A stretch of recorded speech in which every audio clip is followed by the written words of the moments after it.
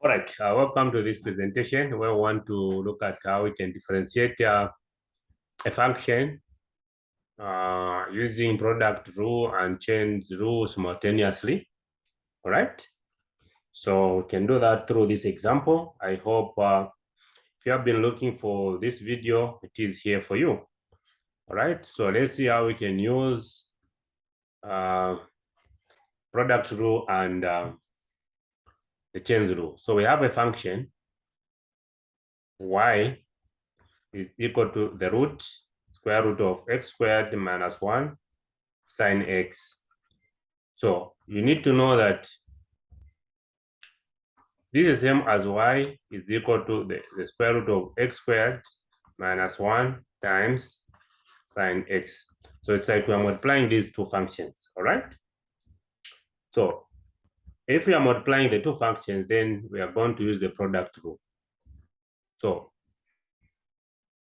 since we are differentiating y with respect to x, so we are going to say dy dx is equal to,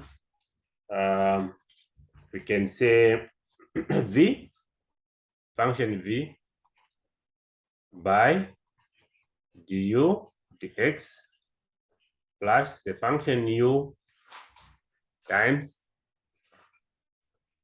dv dx. So this implies that we can say our u should be the first function here, which is the square root of x squared minus 1. Square root of x squared minus 1. So that when we differentiate, okay, maybe before we can even conclude like that. So if we were to rewrite this would mean that u will be equal to, if we were to introduce a power, this is x squared minus 1 to the power half, so that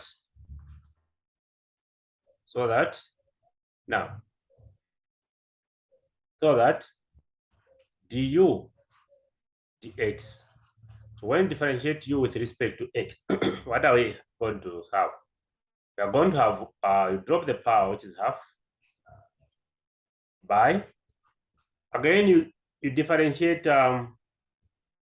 x squared. So when you differentiate x squared, you take it out. So we have got 2x, open bracket, x squared minus 1. Then half minus 1, it will be negative half. What does this mean? So we can divide half into 2 is 1.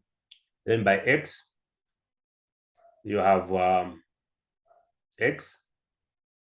So you have got x. Okay.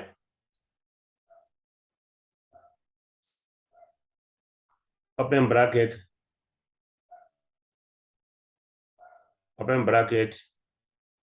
x squared minus 1 to the power half.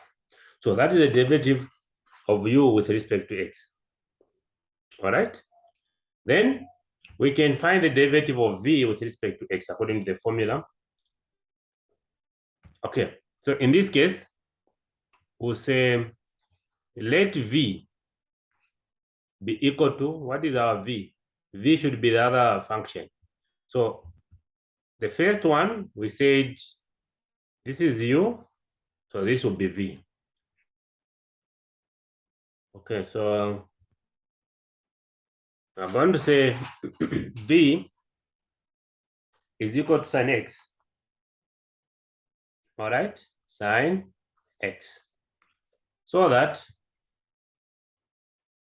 dv dx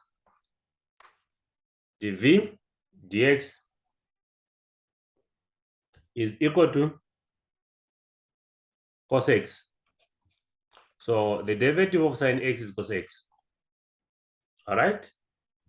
So this implies that now, by our formula, we'll say dy dx is equal to, if we go by our formula, we are saying it is v du dx. v du dx. So what is our v? Our v sin x. So I'll say sin x. Open the bracket. What is du dx?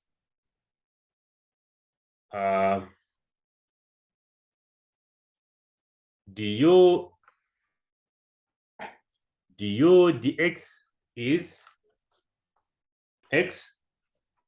Open the bracket. Please take note, this must be a negative. So it will be x squared minus 1 to the power negative half plus our u. What is our u?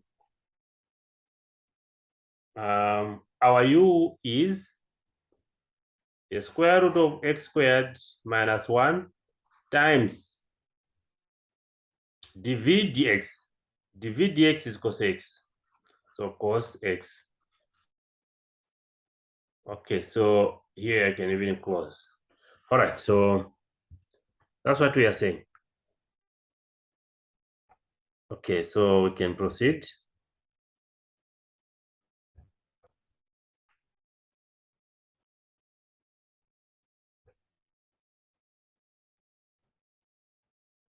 Okay, so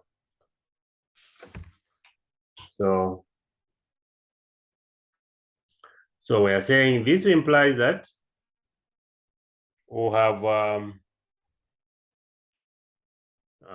dy dx being equal to, I can take out the x, I'll say x times sine x. Now, the negative here is an inverse of this. So this will be equal to divided by the half, where that will be the root. So you have got the root of x squared minus 1. All right? Plus, when you multiply this, we can even write cos x, the square root of x squared minus 1.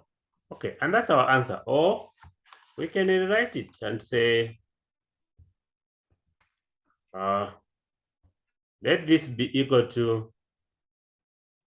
dy dx being equal to x sine x over the root of x squared minus 1 plus cos x, the root of x squared minus 1.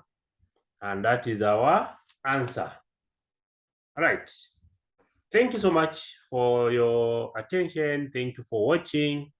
And please subscribe and share with your friends. This has been phiri. Right, you can reach me on 0978 56 58 76. Thank you so much, and may God bless you all.